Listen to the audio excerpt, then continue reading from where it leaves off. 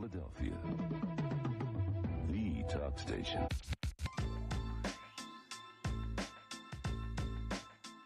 Good afternoon, Greater Philadelphia area. This is Toole Time Real Estate Radio on WWDB 860 AM. I'm Tom Toole. She's Sarah Timon. She's Stacy Mitchell. We have Nick behind the camera, and we all work at the Tom Toole Sales Group at RE/MAX Mainline, the number one RE/MAX team in Pennsylvania since 2018. And if you get some value out of the show today, if you can do us a favor, we're streaming live on YouTube. If you could comment, like, subscribe to the channel, it would mean a lot, but only if you get some value out of the show. And we've got a special guest here as well, James Bautista with Everest Home Lending, I believe is the name of the company. Do I have that right? Everest Lending. I always get these things wrong. It's I would have just called. This is my bad. So yeah, I've already screwed up the show. We're just going to end it now. So Thanks, Tom. No problem. So, and then James, how can people get in touch with you if they want to learn more about your company or reach out? You can just reach out to everestlending.org. My information's on there. You can look a little bit about us and the programs that we have to offer. So that's the best and easiest way. All right, everestlending.org. So what we're going to do, we got a couple topics here, and then we're going to talk about James and his company at the end like we normally do. The Philadelphia Federal Reserve president, he recently, this guy's like a hero. I don't know. I want you guys to hear these quotes, and then we're gonna talk about that as well as the high stakes of the commission lawsuit that went to court this week. This finally happened. We've been talking about it forever. So let's talk about what the Philly Federal Reserve president said first. So this to me is pretty fascinating. He was quoted yesterday, and these are voting members of the Fed. So President Patrick Harker, apparently there's a conference going on in Philadelphia today, these past couple days, which I didn't know as well. It's the Mortgage Bankers Annual Convention and Expo, which I had no idea about, but that was yesterday. Apparently James did. Yeah. And so President Patrick Harker, he advocated for stopping rate hikes, noting that disinflation is underway. Here's his statement that I want to get your reaction. I believe that we're at a point where we can hold rates where they are. Disinflation is underway. Labor markets are coming into better balance, and economic activity continues to be resilient. By doing nothing, we're doing something, and I think that we are doing quite a lot. Again, he's a voting member this year on the rate setting FOMC. That's the Federal Open Market Committee, and that should carry weight when the policymakers contemplate their moves at the upcoming meeting at the end of the month. What do you guys think? James, chime in. Great topic here to get your comments on. What do you think about these comments? I think it's great. How many people are on this? He's a voting member. How many members are there? I will find out. Okay. Because, if he's one of 10, maybe that'll start, a few other people. Like 12 members. Okay. And then maybe that's what it takes. It takes somebody to be outspoken and to have a difference of opinion to get other people on board so that, we can kind of end the madness of the rate hikes and let the market kind of settle itself down organically like we've been talking about. Mm-hmm. So I guess, but I think it's positive, actually. Yeah, the NBA here, according to, it's been going on these 3 days, the president and CEO, Bob Brooksmith, he has got his remarks here in quotes. We all know the times are tough. He says, I'm not upbeat. Frankly, I'm upset. While you're all fighting to survive, Washington, D.C. is fighting against you. Wow. So, that's some strong words. That's powerful. Yes. And he goes on, too. He keeps going on that. But, they're pushing. They're pushing in on behalf of all of us to bring down the madness. Yeah. I like it. Before it's too late. He says it right there, too. This madness must stop before it's too late. Were you at the conference? No, but a lot of people in my industry obviously are there. They're big advocates for us. A lot of big players, the lenders, the correspondents, and, some companies I used to work for. So they're all represented there. That's awesome. Yeah. That's great. And I think that sometimes being that the first people stepping out and saying hey, this is what needs to get done, especially when you're using some of that strong language to kind of put some blame different places and say specifically we're doing what we can. The Fed's actively fighting back against us, and kind of putting stuff in some plain language like that is good for all people to understand what they're talking about. Well, and there's a lot of data that backs this up, right? So the consumer price index rose 3.7% year over year, holding steady with August's annual gain. The PCE price index, which includes food and energy, the Fed's preferred measure, increased 0.1% in August, which is the smallest monthly increase since 2020. And as for future policy, the Fed, Philadelphia Federal Reserve President Harker, he emphasized that rates are going to need to stay higher for longer. And this is something I think a lot of people got to get used to, both, real estate agents, obviously people like James that are in the mortgage industry, and consumers. They're not going down despite this. Like, how many times do we hear our rates going to go down? I'm waiting for rates to going to go down. They will be staying higher for longer. He says that you may have noticed I didn't tell you how long rates will need to stay high. I can tell you I do subscribe to the moniker higher for longer. And he noted that outside factors are working in parallel to further push down inflation, including like the spring banking turmoil, tighter credit conditions, and the resumption of student loan payments. So all these things are a factor here. So higher for longer, right? I think this is something we all got to get used to. How are you explaining that to consumers right now? Like, I mean, what are you saying when people are asking, like, Sarah, when are rates going to come down? Or Stacy or James, when are rates going to come down? Should I wait? That is bad advice if you're telling them to wait for that. Right. I mean, I know for me, typically, I'm just kind of explaining this is where we know the rates are now. We're anticipating them to stay at these high levels. And, you've got opportunity here within the market with, where the rates are currently at to negotiate out some other things.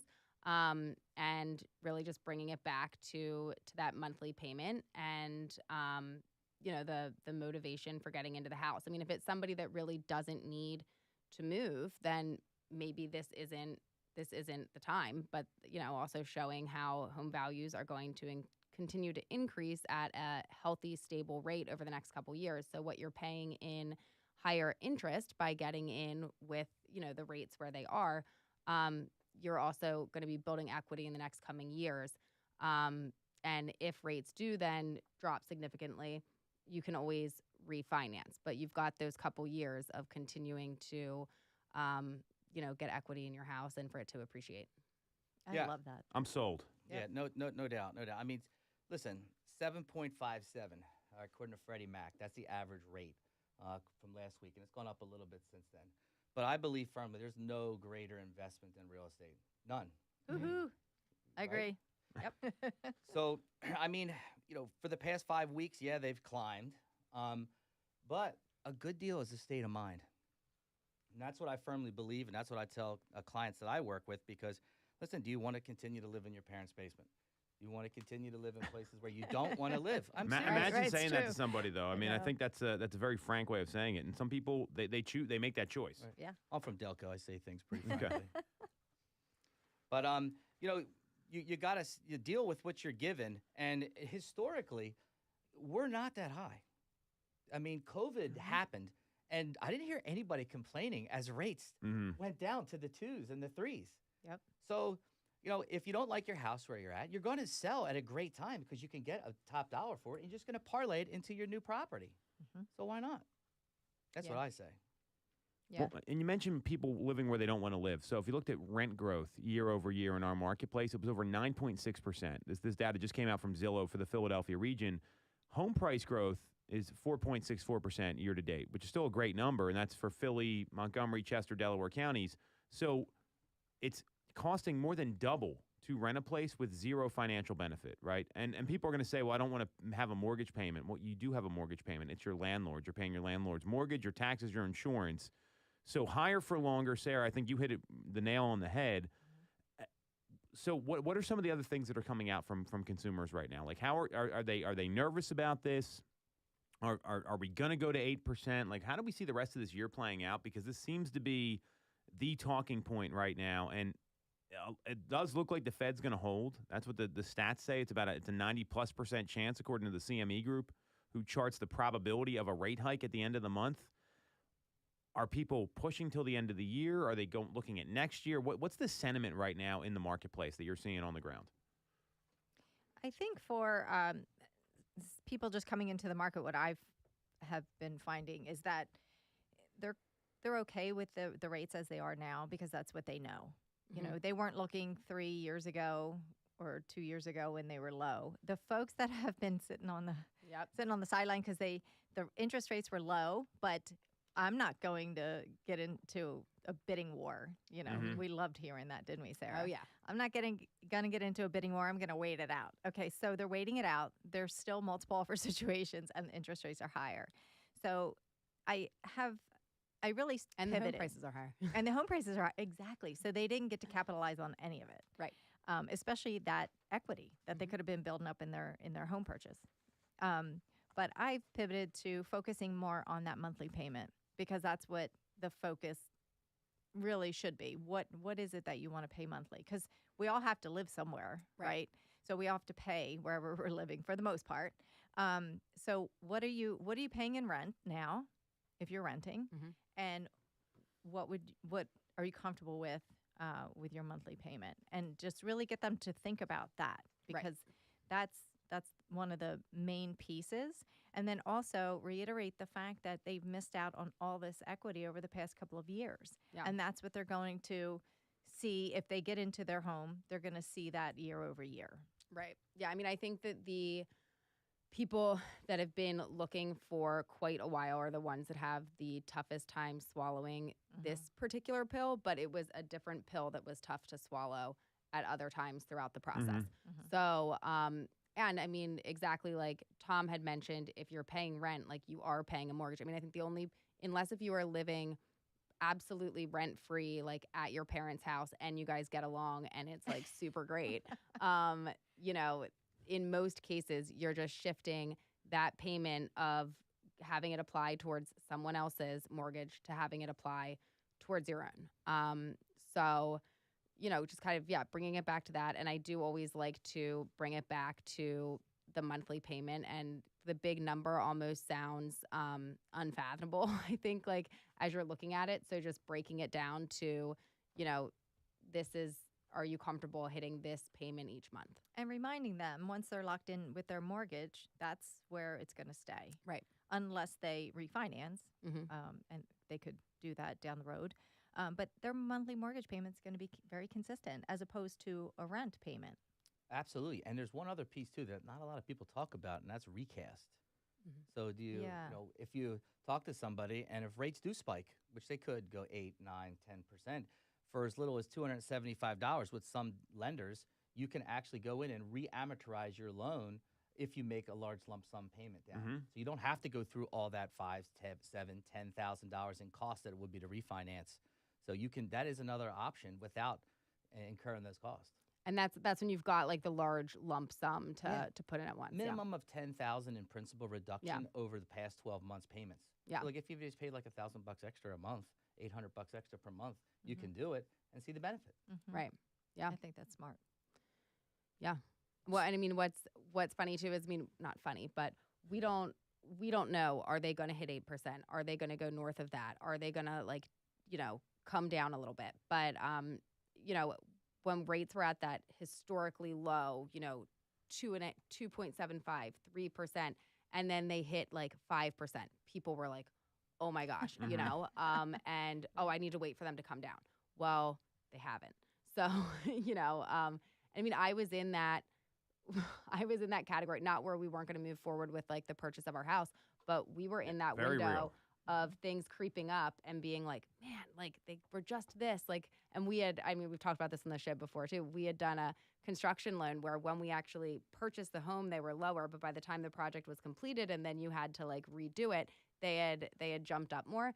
And hitting that 5% felt a little like, man, you know, but now like compared to where things are now, you have to work with what you've got and with what your situation is in the current moment and see what makes sense. And if you can make those pieces come together and not just think about what it could have been had you had this other rate. Right. Yep. There's plenty of programs out there right now. I mean, 1% down programs, conventional, Fannie and Freddie. You can do it. And there's opportunity as far as inventory, housing inventory. So that's, you know, it's kind kind of a good spot for buyers right now. Yeah. I mean, is there any real perfect time to buy? I mean, honestly, there's always going to be people are going to be complaining about interest rates. People are going to complain about multiple offers. It's never going to be Goldilocks perfect, you know. So you just have to do it. And if you get it too low, then you're going to wonder, like, what's wrong? You know, like. Right. So true. Why has this house been sitting on the market for 25 days? Yeah. What's wrong with it? Right. You know, it's interesting that you brought up the recast. I had not been very familiar with that. And then I recently had a deal where it did end up lining up where the settlement for the sale of their house took place prior to the purchase of their next one, but we weren't going to make it anything contingent upon that. And our lender had said that, you know, if it doesn't exactly line up there, you can let them know, like, keep us in the loop through the process. And he was talking about a recast, and that can be, for a couple $100. Yeah. We can rework this out for you. Yeah, and you don't go through that all rigmarole of you know, income documentation and things like that. Yep. It's such a good option. Well, so, and one thing I want everyone to think about here, and I love your take on this, and then we'll take a break, is that we're talking about higher for longer. So we know what the consumer options are. Higher for longer to me also means that we're going to be working with our clients longer. There's not going to be this quick turn time on the client cycle. And Sarah, you've embraced that. Stacey, you get it. But a lot of agents don't. They want to show someone 5 houses and they buy something. Like, I mean, wouldn't that be nice, right? And so with higher for longer, what does that mean for your real estate business? How are you approaching your business differently now than you were maybe even a couple months ago? Well, yeah, you have to have a really deep client pool, right, in all different phases of transactions, I think. And you have to be willing to do a lot of outreach to these people. Keep them up to date with what's going on in the market. Keep them engaged. You know, if depending on where they are in the life cycle of their home purchase, be mindful of that. And, you know, if you see a property that comes on or something comes in-house and they come to your mind, send it to them. Let them know. Yep. But I think for me, I really focus more on just keeping on top of my communication with my clients, because I think that's really, really important, just so that they know that you're still there. Right. Yeah, I mean, I think in addition to having, like, yes, it's very important to have a deep pipeline and people in all different stages of the process.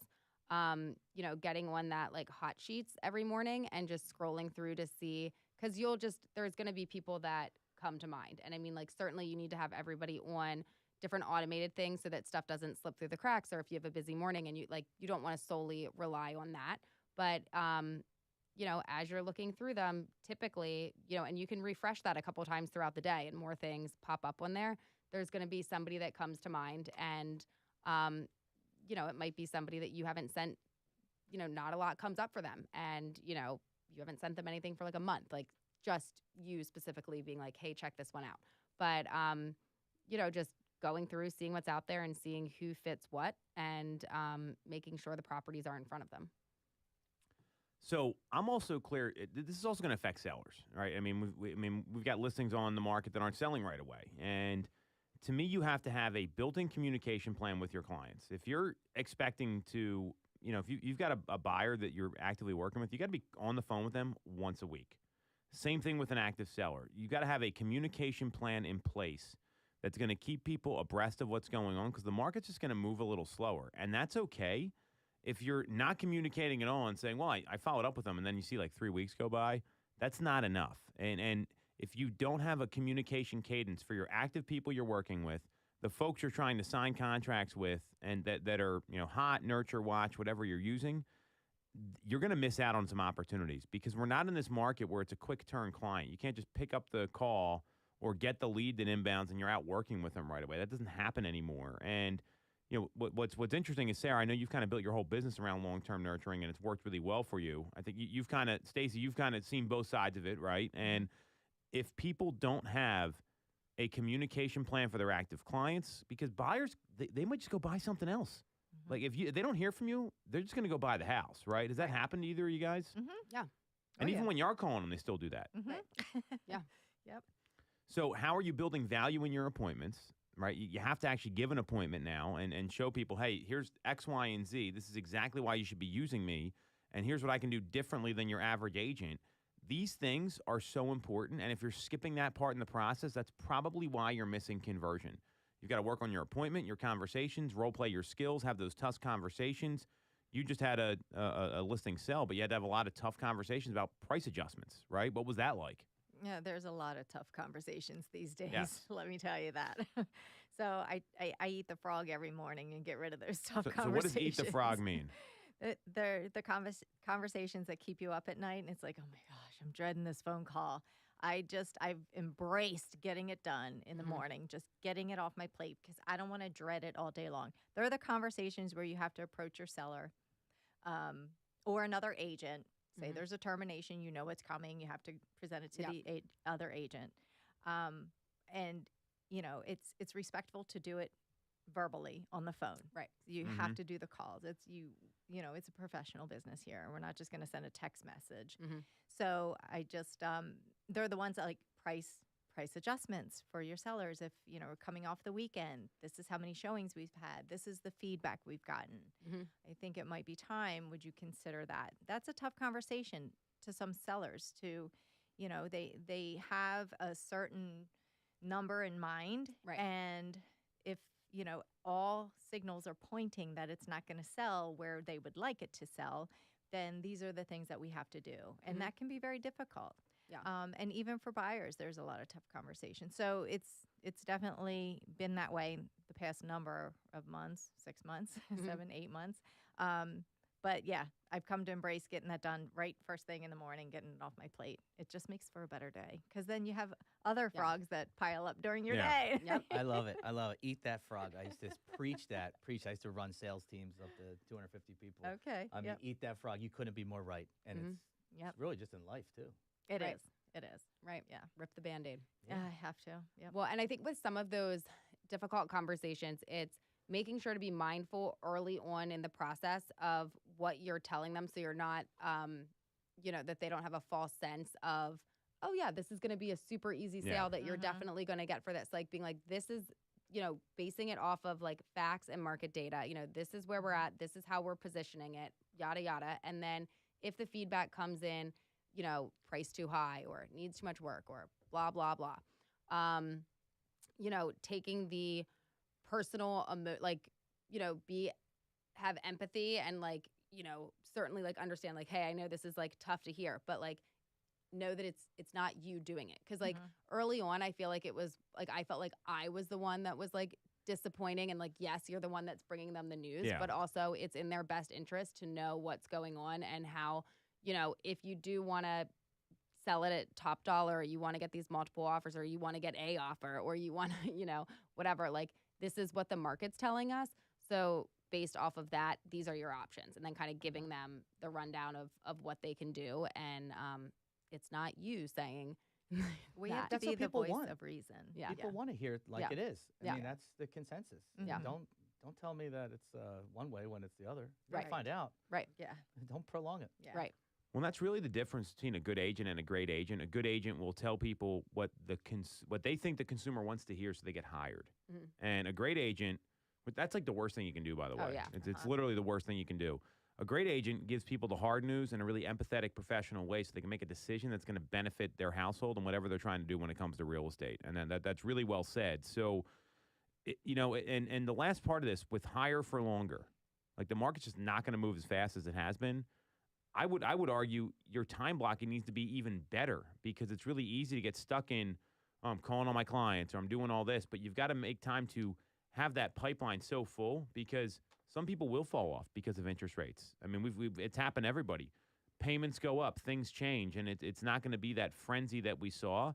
So, and getting to the bottom of motivation and seeing what those clients actually want to do and what the reasons are behind it. So, higher for longer really means take your business more seriously as far as I'm concerned. It's not a turn and burn market anymore, which we've been talking about for feels like years on this show here. So we're going to take a quick break. We're going to come back. We're going to talk about the commission lawsuit. It finally went to court. The stakes are pretty high. We'll unpack it next on Toole Time Real Estate Radio on WWDB 860 AM. For the best local mortgage service and great rates on your money, look no further than Mortgage America. We've been operating in the greater Philadelphia area for 40 years with a focus on smooth, easy access to home purchasing. Whether you're a first-time buyer, upsizing or downsizing, or just refinancing, we have programs for you. We also have closing cost assistance programs and access to subsidized interest rates. Pre-approval is free, no costs or commitments. To learn more, visit our website at mymortgageamerica.com or give us a call at 610-439-8000. We always have a person available to take your call with around-the-clock human service. Purchase your home with the personalized, local service you find at Mortgage America. Mortgage America is an equal housing lender. NMLS 128501. When you're getting a mortgage, you shouldn't have to sacrifice great service just to get a great rate. At Mortgage America, we've been lending with this philosophy for over 35 years. We have access to great low rates without the complications and delays of big or online banks. We're a local Pennsylvania lender with loan officers that you can actually meet. As PHFA's #1 lender, we specialize in all residential mortgage programs, including first-time buyer programs and low down payment options. For your free pre-approval, call us at 610-439-8000 or apply online at mymortgageamerica.com. Mortgage America is an equal housing lender. NMLS 128501. I'm Tom Toole of the Tom Toole Sales Group at RE/MAX Main Line. If you're thinking of becoming a real estate agent in the greater Philly area, I have a special offer for you. Our team did $165 million of volume in 2021, making us the #1 RE/MAX team in Pennsylvania and a top 1% team nationally.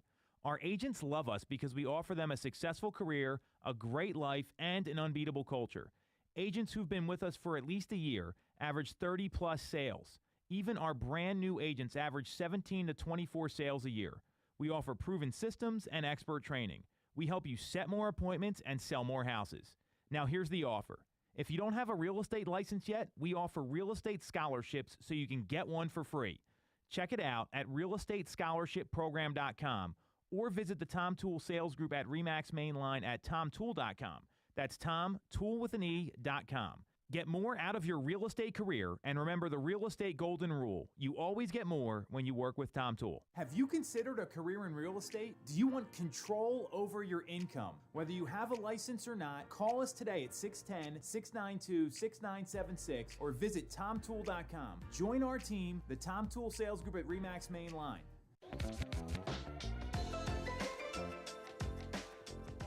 Welcome back to Toole Time Real Estate Radio on WWDB 860 AM. I'm Tom Toole. She's Stacy Mitchell. She's Sarah Timon. And we have Nick behind the camera, and all of us work at the Tom Toole Sales Group at RE/MAX Main Line, the #1 RE/MAX team in Pennsylvania since 2018. And if you get some value out of the show here, you like what you hear, go subscribe to our YouTube channel, give us a like, drop a comment about any questions you have, and we'll make sure to respond to everything that comes in. And we have James DeBautista here with Everest Lending. James, thanks again for coming on. You can check them out. It's everestlending.org. We're going to talk all about his company here shortly. But first, we're going to go into this. I don't have to prep for this show anymore. This is great. We talk about rates, and then we talk about the commission lawsuit because these are that big of stories, actually.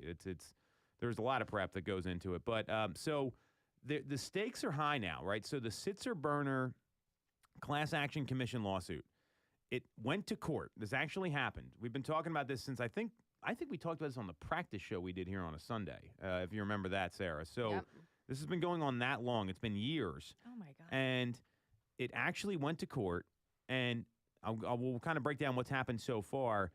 But really, jury selection started last week. It finished apparently yesterday.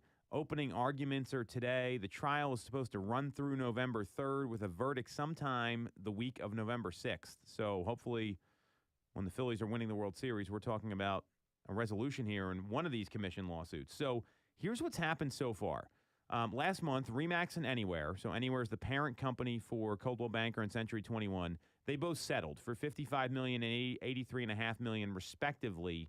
And they agreed to some terms. You can't say it's free to use a buyer agent, which if you've been saying that, you're an idiot. I'm going to tell, someone is paying that money. That money doesn't get printed from the government as soon as you sell a house. It's not how it works. You can't filter listings by the commission being offered out, which I don't think we even have the ability to do that. I didn't even know that was a thing. I think some MLSs allow for it. Maybe they do. I mean, never happened. And this is stuff good agents should be doing anyway. And most importantly, the big change, which isn't related to the lawsuit, is that RE/MAX and Anywhere are not going to require their franchisees and their members to be members of NAR and follow the NAR code of ethics, which it's or comply with them, which was NAR already said you don't have to offer out. You can offer out a zero commission. That was the other settlement is a settlement term that you can offer out a $0 commission, which Bright already did. That already happened before all of this. So NAR has been way behind the ball. So that's what happened so far.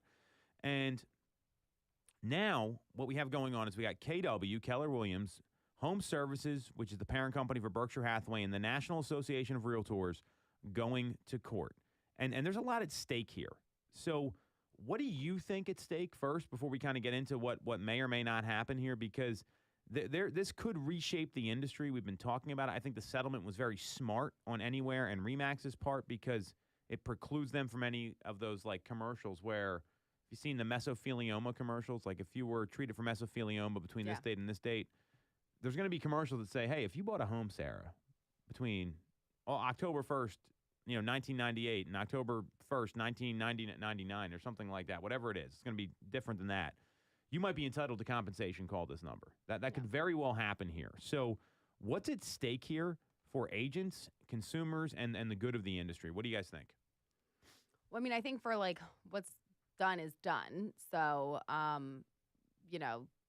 moving forward, I guess there's a couple different pieces here. One would be to make sure to look at like if there's a certain house that your buyers want to see, I guess checking in advance to know if the seller is compensating or if they're not. Having that conversation with your client from the get-go. But then like the last thing that you would want is to, realize once you see a house and somebody wants to put an offer in on it that there is no buyer agent commission that the seller is paying for and that is now the buyer's responsibility.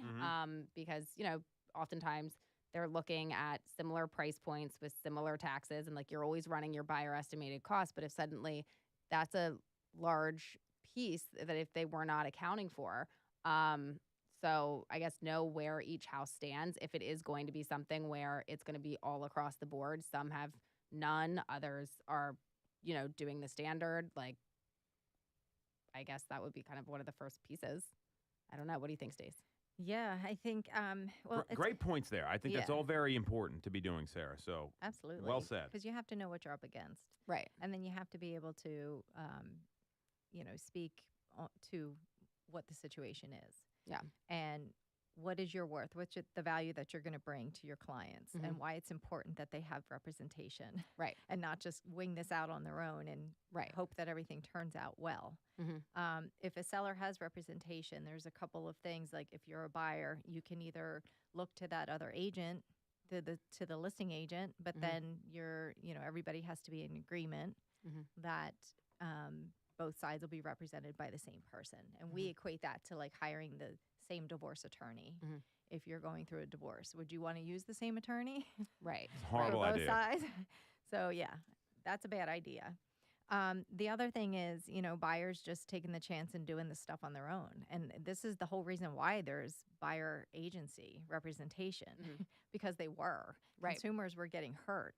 Yeah. They were getting bilked out of lots of things. And this is the whole premise of why we have the buyer agency. Right. The other thing is, too, you can explain to your clients what this means and how you can move forward.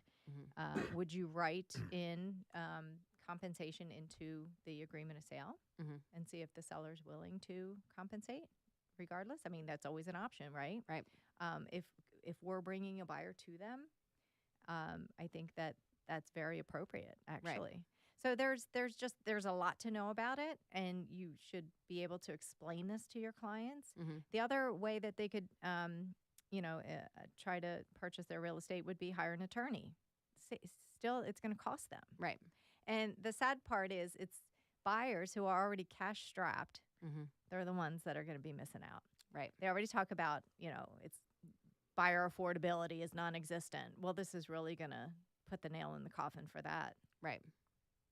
So I agree with everything you guys are saying. There's a bigger issue. This is what we're going to have to be doing on the ground. there's two big implications I see here. One, according to NAR Deputy General Counsel Leslie, I don't know what her last name is, Machow, we'll call it. So according to NAR Deputy General Counsel, she notes that if the plaintiffs are successful, we will be forced back into the 19th century, or what some people call the Wild West, where unscrupulous people can regularly defraud clients. If MLS broker marketplaces didn't work the way that they do now, there would be no centralized hub and source of available homes. I got a little bit of a problem with that because New York City seems to be doing just fine without an MLS, right? Like, I mean, that's a great example of where that is. So that's number one. The second, and I think is the bigger issue here, and this is according to Keefe, Bruyette, and Woods. They're an investment banker in New York. They feel that this could reshape the residential real estate commission structure and the broader housing market if there is an injunction that unbundles commissions, eliminating the longstanding practice of listing agents and sellers setting and paying buyer agent commissions, and that we could see the commission pool drop up to 30% over time as these changes bring more transparency to consumers around commission rates. So what that tells me is that, one, we might see more agents get out of the business. Not a bad thing. I don't think that's a positive for consumers. We know what kind of knuckleheads are out there, and obviously we're not talking about you guys, clearly. Of course, Sarah. Number two, there's going to be less business to be done, right? People are already feeling that pinch with what's happened with transactions coming down, and we've already seen, a decline of 20, 30% year over year in the number of homes that have sold. So, and we've seen 60,000 agents get out of the business. Back in 2012, we were at 1 million agents. Now we're at 1.6 million. So that's an awful lot of agents to add in 11 years. We saw transactions spike, and what it's going to come down to, which ties back into what you guys are talking about, is how to effectively explain this in a way that people can understand. Because people still hire attorneys when they have to pay the attorney, right? They still hire a high-priced accountant when they have to hire an accountant. I mean, and if there's going to be consumers out there that want representation in these situations, and I'm clear it's a bad move for a seller not to pay an agent who's working with a buyer, because if you're relying on one person to bring all the buyers through, that's not no one can ever talk to the total amount of available home sellers and home buyers in the marketplace. It's impossible to do. There's too many people out there. We live in the 5th largest metro market in the country. There's no way one person can have access to all the buyers.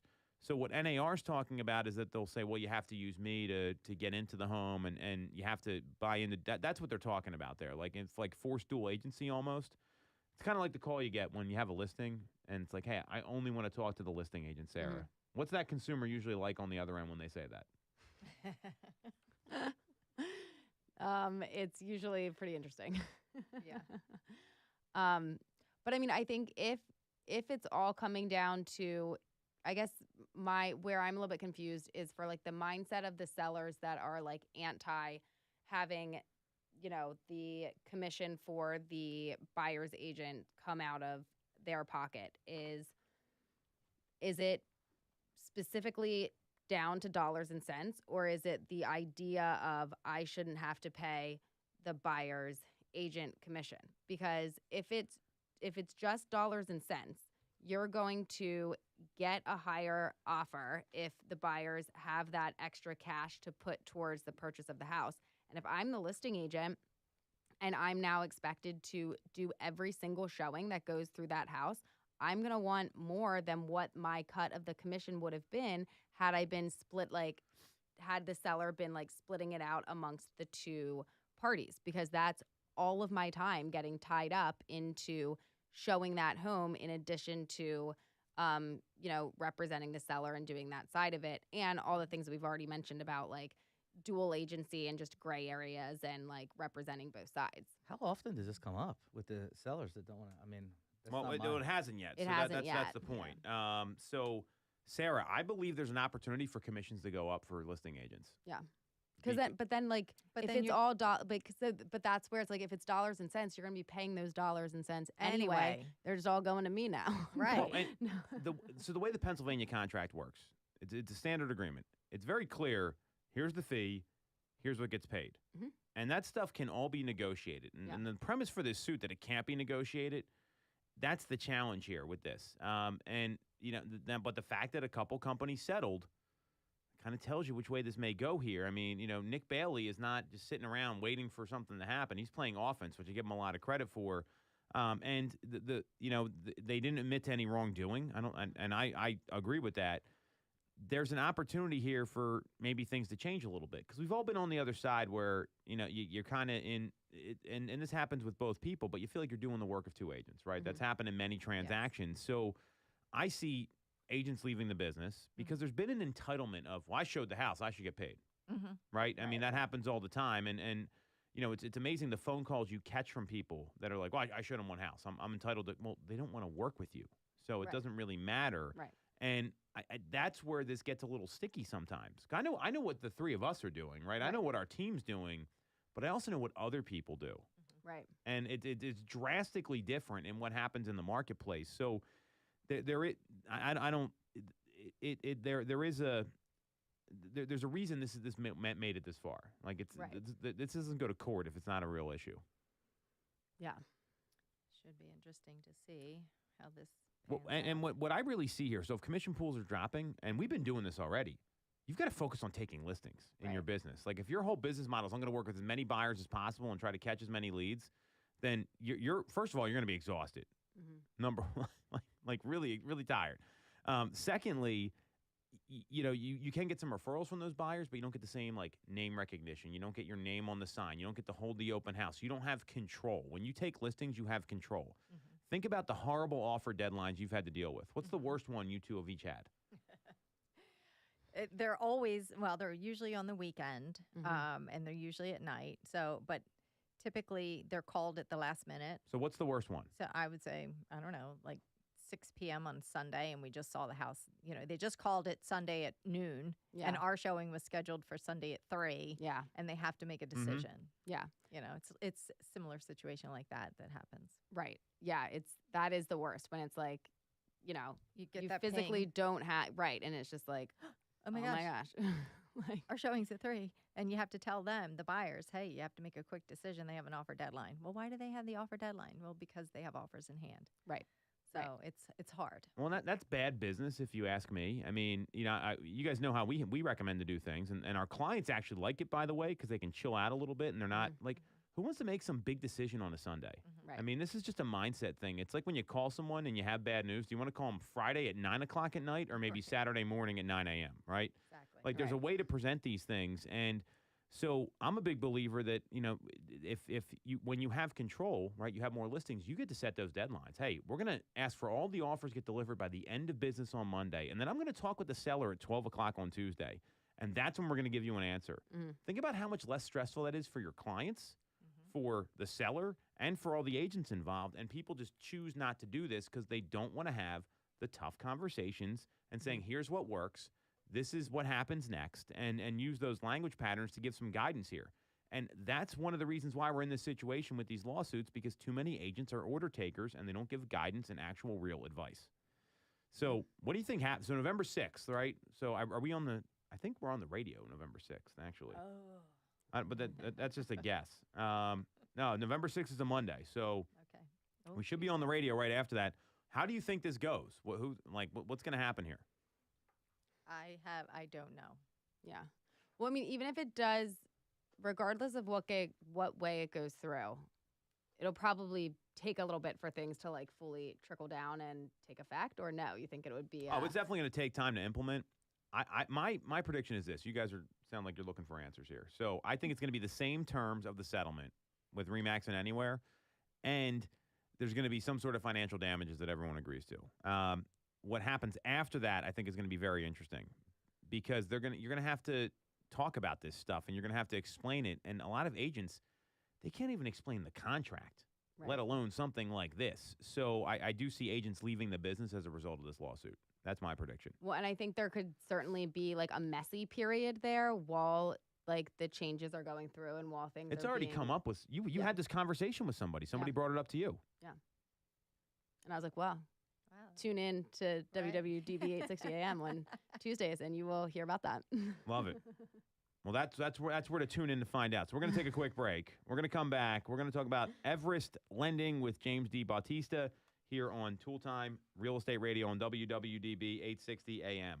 You shouldn't have to deal with all the red tape when getting your mortgage from a big or online bank. At Mortgage America, we have access to big bank money, but with the personalized and detailed service of a local bank. We are here in your community and ready to serve with fast settlements, low down payment options, and first-time homebuyer programs. Pre-approval is free, no costs or commitments. For more information, visit our website at mymortgageamerica.com or give us a call at 610-439-8000. Mortgage America's equal housing lender, NMLS 128501. The Tom Toole Sales Group is the #1 RE/MAX team in Pennsylvania with over $165 million in volume for 2021. I'm Tom Toole, and our team has achieved that kind of success by being a great place to work with and to work for. No one knows Greater Philly better than we do. We know real estate, but more importantly, we're real people. We hire the best agents, and we give them all the tools to succeed. Even our brand new agents sell 17 to 24 homes a year because our team delivers the best experience in real estate. Teams deliver a better experience than individuals, and we're a top 1% real estate team in the country. We call it AAA service. We're your advocate, ally, and advisor. Because this isn't a transaction to us, it's a relationship. If you're buying or selling a home, call the Tom Toole Sales Group at RE/MAX main line at 610-692-6976 or visit tomtoole.com. That's tomtoole.com. Sell your home for more, and remember the real estate golden rule. You always get more when you work with Tom Toole. When you're getting a mortgage, you shouldn't have to sacrifice great service just to get a great rate. At Mortgage America, we've been lending with this philosophy for over 35 years. We have access to great low rates without the complications and delays of big or online banks. We're a local Pennsylvania lender with loan officers that you can actually meet. As PHFA's #1 lender, we specialize in all residential mortgage programs, including first-time buyer programs and low down payment options. For your free pre-approval, call us at 610-439-8000 or apply online at mymortgageamerica.com. Mortgage America's equal housing lender, NMLS 128501. Have you considered a career in real estate? Do you want control over your income? Whether you have a license or not, call us today at 610-692-6976 or visit tomtoole.com. Join our team, the Tom Toole Sales Group at RE/MAX main line.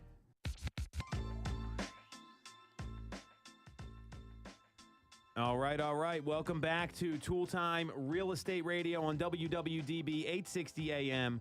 I'm Tom Toole. She's Sarah Time, and she's Stacy Mitchell. We have Nick behind the camera, and we all work at the Tom Toole Sales Group at RE/MAX main line, the #1 RE/MAX team in Pennsylvania since 2018. And if you get some value out of the show here, if you can jump on our YouTube channel, do us a favor, subscribe to the channel, give us a like, would mean a lot. And we're here with James DiBattista with Everest Lending. So, James, thanks again for coming on. You can check out his company. It's everestlending.org. You got some pretty interesting new programs you wanted to talk about, James. So why don't you introduce yourself and then tell us what you can help consumers with right now. Yeah, no problem at all. My name's James DiBattista, as Tom said, with Everest Lending, LLC, NMLS number 2446002. So, personally, I've been in the business for, since 1999. Done it all. I mean, sold, sales manager, vice president, regional vice president, had big sales organizations. I know what right looks like. I know what wrong looks like. I mean, Stacy and I worked on a couple deals together. Another Jamie Lipson, another realtor with the Tom Toole Group. Can't say anything but nice things about this group, everybody. So thanks for having me on. Appreciate it. One of the first things, really, I mean, you got some good information coming out. It's not all bad, with the rates. It's not all bad. We had just recently some loan limits increases. So from, Fannie Mae and Freddie Mac, $726,200 for a single-family property for a loan amount. That was the max up until right now. $750,000 now. So you can go up to $750,000, and that's for a single one-unit property. If you go up to a four-unit property, it used to be $1,396,000. Now you're up to $1,442,600. Wow. So not too bad. You can get almost a little over $1.4 million loan conforming. Something to look into, right? One of the biggest things, though, that that is out there. Well, we talk about affordability, right? And everybody says, "Oh, what's the government doing? What's everybody doing?" And there are programs out there. One of them, so to speak, is the One Plus program with a few different lenders that I have, and that's just putting 1% down on a Fannie Mae conventional loan. That's amazing. Yeah, it's not just that's the down payment that doesn't even have to come from the the buyer, come from as a gift. There's another 2% that gets given to the buyer as a grant that doesn't need to be repaid. So the lender actually give a grant of the other 2%. So you're effectively like putting down 3% on that deal. Some of the aspects of that really just going to be, you have to be a first-time home buyer. Some people hear first-time home buyer and they're like, I owned a house 20 years ago. No, that's not the case. Fannie Mae and Freddie Mac considers a first-time home buyer as anybody who hasn't owned a home within the past 3 years. So Interesting. So even though you may have owned a home 4 or 5 years ago, you can still qualify for a program like this. Wow. That's interesting. I didn't realize that. Yeah, and it's nice, and also it doesn't necessarily mean that you know if you have somebody else on the loan, if somebody is already owns a home, but at least one borrower qualifies as a first-time home buyer that hasn't owned a home within the past 3 years, you can use that and meet that requirement that way. Credit score on this is 620 credit score, so very doable for a lot of people out there. One of the great things about this as well is there's no PMI. Oh my gosh. Wow. So they That's can a pretty big savings. Right. Yeah, it's huge. So they put 1% down, Mm-hmm. can get the 2% grant, Correct. 620 minimum credit score, Mm-hmm. and what was it? And you have no PMI. Oh, no PMI. That Which- was the big capper. Yeah. That was the most exciting thing. I No know. PMI. No PMI. That's called affordability. That's like a deal. I think. Yeah. Oh my gosh. That's Yeah. amazing. Yeah, I mean, there are some requirements. There's a maximum of $350,000 loan amount. So, there's that. And I think you can. Would you agree with me that we can find some houses out there for around that $350,000 mark or less? Yeah. Can increase the availability here or the affordability. There's area median income requirements, meaning that you just have to be at 80% of the area median income. So if you meet that, then you'll have another option. So if you're working with a lender out there that doesn't offer this, because it is specific to a few lenders, you call a mortgage broker like Everest Lending LLC, and we'll get you in the right spot. So another piece on the affordability aspect is going to be temporary buy down. So you guys, I mean, it was very, very common back in like the 90s and 80s. You'd see a lot of those when rates were super high. Now we're entering that arena again. You got to have an answer for your clients. Yep. And a temporary buy down is a real good option. Just had somebody relocate from Texas out to the Mechanicsburg area, and we utilized this program because there are new homeowners. First time being away from home, takes a new job relocation, and they didn't want to pay, what the payment would ultimately be. So have you all used any of the temporary buy downs? I've done is that like the 2-1? Yeah, there's a 3-2-1, which I'll review, and there's a 2-1, and there's a 1-0. So there's all sorts of different aspects or different types of, different transitions of that. Different. Yeah. So what was yours? On the listing side, we accepted an offer that was a 2-1 buy down. Right. So you don't even have to write that it's a 2-1 buy down or a 3-2-1 buy down in a contract. You just set it up like you're doing a regular seller's assist. Yeah. Or a regular seller's concession. Yeah. You are limited on what you can get, as you very well may know, depending on the program. So I always say 3, 6, 9. Like the Little John thing, dude. But if you're putting down less than 10%, you can get a max of 3% from the seller.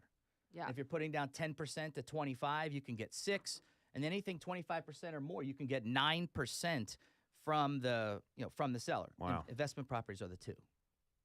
So just remember too, that contribution limit goes off of the sales price, not the loan amount. Okay. All right, so you can get more even if they're putting down a big chunk of money. It still goes off of that sales price for the concessions. This is what you need to use in order to fund this buy down. So the mechanics really have a temporary buy down work as such. So if you take an example of a 3-2-1, and you say, hey, you're going to purchase a house for $722,000. You put 10% down, so you're allowed to get up to 6%. So if you just ask for 4.2%, which is about $30,000, not too unrealistic, right? 4% on a purchase as we get into this, realm of unaffordability. You can utilize that to pay for the interest or a subsidy with the customer and their payments.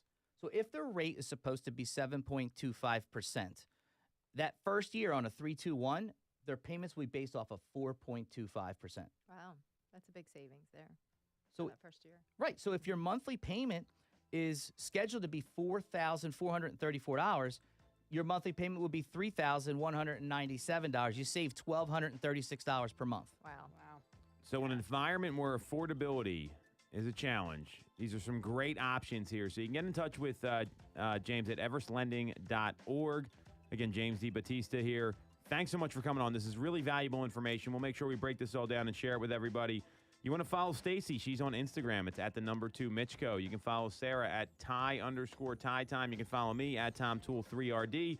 Again, and James's company, Everest Lending, is everestlending.org. We'll be back next week on Toole Time Real Estate Radio on WWDB 860 AM.